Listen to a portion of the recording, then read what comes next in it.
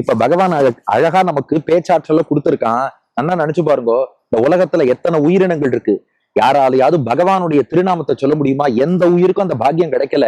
மனிதனாகிய நமக்கு யாருக்கும் இல்லாத பேச்சாற்றல எம்பெருமான் கொடுத்தான். எதுக்குன்னா அவன் திருநாமத்தை சொல்லத்தானே.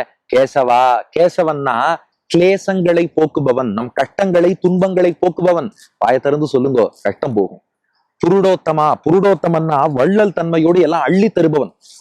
நீ என்ன வரம் கேட்டாலும் தரான். கேசவா புருடோத்தமா என்றும், அப்புறம் கேழலாகிய கேடிலி என்றும். கேழல்னா பன்றி, வராகனாக அவதாரம் பண்ணி பூமியை இடந்தெடுத்தாரே, நம்மையும் பிறவி பெருங்கடல்ல இருந்து தூக்கி மீட்டெடுக்க போற பெருமாள் அவர்தான். கேழலாகிய கேடிலியாம், கேடு இல்லாதவர். என்ன கேடுன்னா, அடியார்களுக்கு அனுகிரகம் பண்ணிட்டு நம்மளை கூப்பிட்டீங்கவா, நான் உனக்கு இவ்வளவு செஞ்சிருக்கேன் தெரியுமா அப்படின்னு சொன்னா அது கேடாம். கேடிலினா நமக்கு எல்லா காரியமும் பண்ணிட்டு நான் உனக்கு இது பண்ணேன்னு சொல்லிக்க மாட்டாராம்.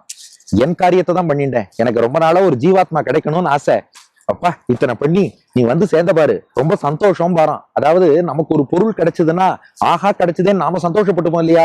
அது போல ஒரு பக்தன் கிடைச்சா, எனக்கு பக்தன் கிடைச்சானேன்னு தான் சந்தோஷப்பட்டுக்கிறானே ஒழிய நான் உனக்காக இன்னது செஞ்சேன்னு சொல்லி காட்டவே மாட்டானோ. நமக்கு காரியம் பண்ணிட்டு தனக்கே செஞ்ச காரியமா அதை நினைத்துக் கொள்கிறான். இப்படிப்பட்ட எம்பெருமானுடைய திருநாமங்களை எப்ப பேசணும்னா, மரண தருவாயின்னு வச்சுக்காத, வாழும் காலத்திலேயே பேசுவார். பகவானுடைய திருநாமங்களை சொல்லிக்கொண்டே வாழ வேண்டும். அப்படி பேசுவார். சொல்லிக்கொண்டு வாழ்ந்தால் அவர் எய்தும் பெருமை. அப்படிப்பட்ட மகான்கள், அப்படிப்பட்ட பக்தர்கள் எய்தக்கூடிய பெருமை இருக்கே. என்ன பெருமைனா, இப்படி நினைச்சு பாருங்க, மரண தருவாயில மட்டும் பகவான் நாமத்தை சொன்ன அஜாமிளனே நற்கதிக்கு போயிட்டான்னா, வாழ்க்கை முழுக்க பகவானுடைய திருநாமத்தை சொன்னவா எவ்வளவு உயர்ந்த கத்தியை அடைவார்கள். அதனால அவர் எய்தும் பெருமை. அப்படி பேசக்கூடிய அந்த மகான்கள் இடத்துல அவர்னா அவர்தான். பக்தர்களுக்கு வேற வார்த்தை சொல்லி எல்லாம் வர்ணிக்க முடியாது. பேசுவார் அவர். பகவானுடைய நாமத்தை சொல்றவா அவாதான். அவ வேற லெவல், ரொம்ப உயர்ந்தவா. அந்த பெருமை பேசுவான் புகில். பேசுவான்னா பேசுவதற்காக, புகில்னா முயற்சி செய்தால்னு அர்த்தம். பேசுவான் புகில். அந்த பக்தர்களோட பெருமையை பேசுறேன்னு ஆரம்பிச்சேன்னா, பேசுறேன்னு முயன்றேன்னா நம்மளால பேசி முடிக்க முடியாத அவ்வளவு பெருமை. ஏன்னா அவர்கள் பகவானுடைய திருநாமத்தை சொல்லி பகவானுடைய அருளை பெற்று ரொம்ப உயர்ந்த கதி அடையறா. நீங்களும் நானும் சொல்றது இல்ல, பெரியாழ்வார் சொல்றார், நம் பரமன்றே, நமக்கு சாத்தியம் இல்லப்பா. பக்தர்களின் பெருமையை நம்மளால பேசியே முடிக்க முடியாது.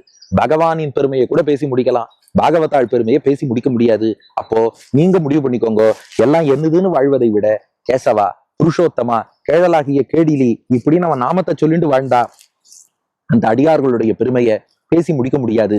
அப்போ கடைசி காலத்துல பேச முடியாத நிலை உங்களுக்கு வேணுமா?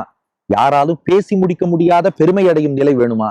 பேச முடியாத நிலை வேணும்னா இப்படி வாழ்ந்துக்கோங்க. பேசி முடிக்க முடியாத பெருமை வேணும்னா பகவானுடைய திருநாமத்தை சொல்லுங்கோ.